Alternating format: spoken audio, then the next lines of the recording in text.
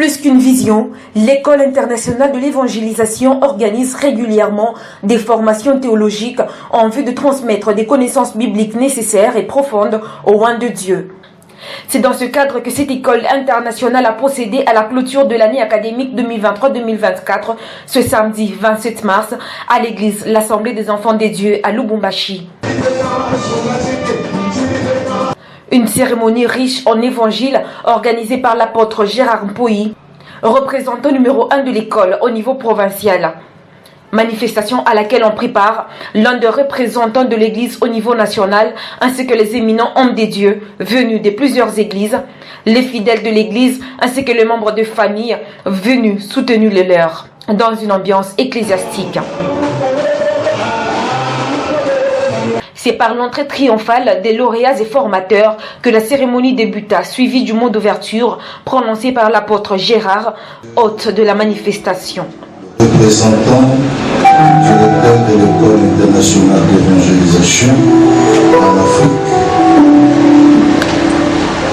et représentant les autorités de l'évangélisme et ressources en Afrique et en RDC, représenté ici présent par le révérend Abraham Moudini qui peut se tenir debout et on va le saluer.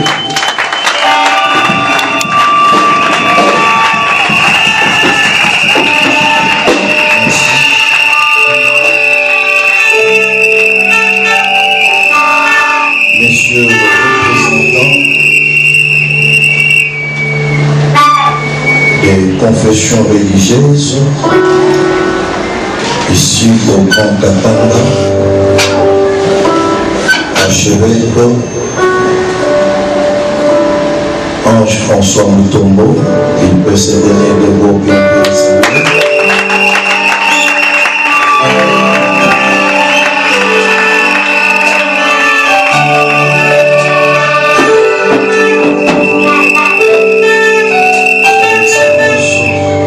Pour la structure qui s'appelle Évangélisme et ressources, c'est une structure internationale. Cette institution vise à équiper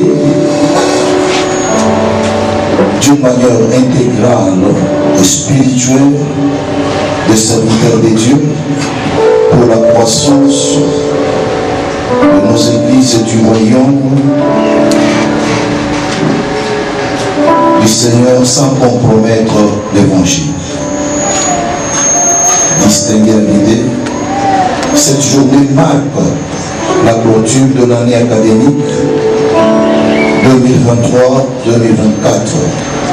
pour l'École internationale d'évangélisation ainsi que la clôture de la session février-avril 2024 de la formation de l'école biblique portative en remettant officiellement le diplôme qui sanctionne leur cursus académique ainsi que le certificat des étudiants de l'EBP en cycle appelé berger du peuple de Dieu. J'ai dit et je vous remercie. Au cours de cette célébration, toutes les étapes du culte étaient respectées, de l'adoration aux offrandes en passant par la prédication. Amen. Nous allons un peu parler sur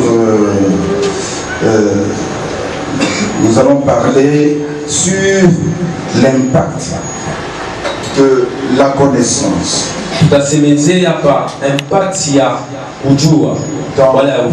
dans le ministère. Autrement dit, nous disons quel est le rapport des études.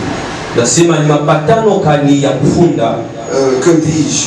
Quel est l'apport ni kuletwa kani des études bibliques, des études théologiques mafundisho ya Biblia dans la vie d'un croyant. ndani ya maisha ya mwaminifu.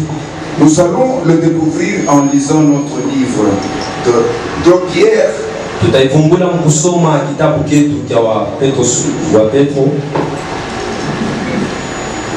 De Pierre, chapitre 1, versets 5 et 6. Versets 5 et 6.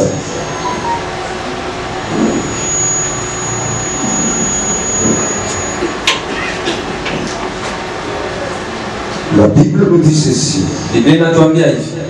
À cause de cela même, faites tous vos efforts pour joindre à votre foi la vertu, à la vertu la science, à la science la tempérance, à la tempérance la patience, à la patience la piété, à la piété l'amour fraternel, à l'amour fraternel la charité. Amen. Amen. Que la parole de Dieu soit bénie. Cette parole, l'apôtre Pierre, il est en train de parler aux croyants, juifs qui étaient qui s'étaient déportés dans d'autres villes.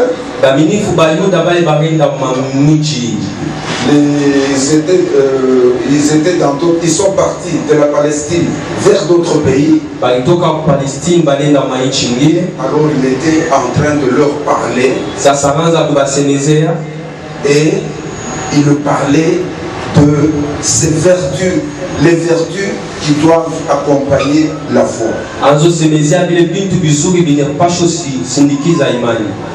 Il leur dit que la foi étant le point de départ, n'est pas, ce n'est pas tout. Ce n'est pas ça la finalité. Mais à cette fois, il faudra maintenant joindre certaines vertus. Il en a cité 7. Et dans les 7 vertus, les 7 qualités qu'il a citées, la deuxième qualité, il a parlé de la science. Et que nous trouvons dans les autres versions, on l'appelle la connaissance. Amen. Il dit que dès que vous avez la foi, faites tout pour que vous puissiez joindre à votre foi la vertu de la science. Amen. Puis, s'en est suivi le mot de remerciement prononcé par l'un des lauréats de cette année académique 2023-2024, ainsi que quelques sketchs sur l'évangélisation et fonctionnement d'une église présentés par les finalistes de l'école biblique portative. Est-ce qu'on avait pour un témoin un message à nous? Pour un témoin un message, c'est pourquoi nous allons permettre de nous expliquer. Sans problème. Ok frère. Vous comprenez d'utiliser le 5 pour la faire du bleu bien quoi? Ok. Pour le 5. Mais moi le 5, il y a la possibilité de avoir 4 passeports de filter. Oui, c'est tout. Et c'est MD. Non, c'est lui. Ok. Et qui a représenté ma peine au monde du avant. Vous pouvez m'opérer, vous pouvez m'observer. Ukwe mulefu sawe wala mfupi sami mapendo ya Mungu yona tuakompanye shibote. Ukwe mtena nzambi wala ukwe juste mapendo ya Mungu iko yule abantu bote. Mais après hiki kilole kuna kia wapi? Kuna kia hiki kilole. Hiki kilole kiko na representer mtu mtena nzambi. Kama mtu anatenda nzambi anakuwa separe na Mungu, anakuwa séparé na gloire ya Mungu. C'est pourquoi unaona hiki kilo kiko MP séparé sana na utukufu ya Mungu. Mais kutoka hii kunakia gapi? Kunakia hiki. Hiki kilo kiko na representer kazi alifanya kwa msalaba. Yesu ashukia kufanya miracle. Yesu ashukia kumultiplier mikate. Mais Yesu alikuja kuokoa mtu mwenye iko mzambi amrudilie Mungu. Mais après kiko nakia wapi? Kunakia hiki. Hiki kiko naonesha mtu anashafanya alliance na Mungu. Ni mtu yule aisha kumchika Yesu kwa Bwana na Mwokozi wake mu maisha yake. Après kiko nakia wapi? Kunakia hiki. Hiki mtu mwalimpokea Yesu, mtu mwalimpatia Yesu maisha yake, ashitapotea, bali akisha mwichika atakuwa na maisha ya milele. Yesu anaweza kupatia Yesu maisha kwa siku ya leo. Kama kupatia maisha, nitapatia mwili. Okay. Yesu alisema mu Mark 10:30 kama mtu anamfuata, kila kitu hapa chini ya dunia kitakuwa multiplié par 100. Atakuwa na uzima tena, atakuwa na maisha ya milele apesa kumpatia Yesu maisha yake. Est-ce que nous allons faire une prière nami? Sans problème. OK, vous allez répéter. Seigneur Jésus, je sais que je suis un pécheur. Je sais que je suis un pécheur. Je crois que tu es mort pour mes péchés. Je crois que tu es mort pour mes péchés. Et que tu es ressuscité pour ma justification. Et que tu es ressuscité pour ma justification. Je te reçois aujourd'hui. Je te reçois aujourd'hui. Comme Seigneur. Comme Seigneur. Et Sauveur. Et Sauveur. Au nom de Jésus. Au nom de Jésus. Amen. Amen. Enfin, le moment tant attendu était arrivé, celui de la proclamation des lauréats de l'École internationale de l'évangélisation ainsi que ceux de l'École biblique portative.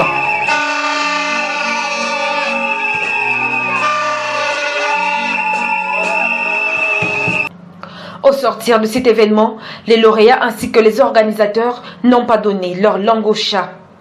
C'est une journée très spéciale. Elle marque la fin de la formation dans notre grande école, l'école internationale d'évangélisation.